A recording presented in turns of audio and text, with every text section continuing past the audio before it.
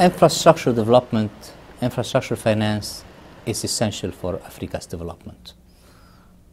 Right now, the lack of infrastructure in transport and energy and water and ICT is costing around 2% of GDP of the continent.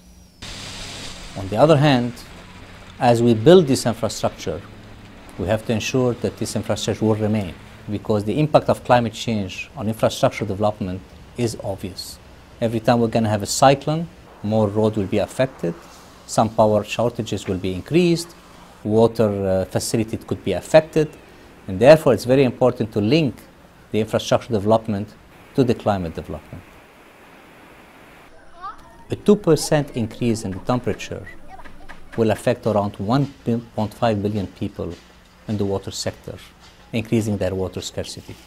So there is a link between water scarcity, water security, climate security. But related to that, when we talk about the water sector, we have to think about irrigation. Around 70% or 65% of the water used in the continent are for irrigation. And that brings us automatically to discussion about food security. So the nexus between food security, climate security, and water security is important. And here, the World Bank and its partners are calling for what I would call the climate smart agriculture. And that will have triple win. Basically, we'll talk about improve agriculture, protect the environment, and enhance food security. So we have to work on the three nexus.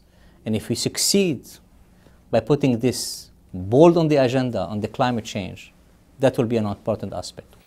We cannot simply talk about food security without discussing the smart agriculture.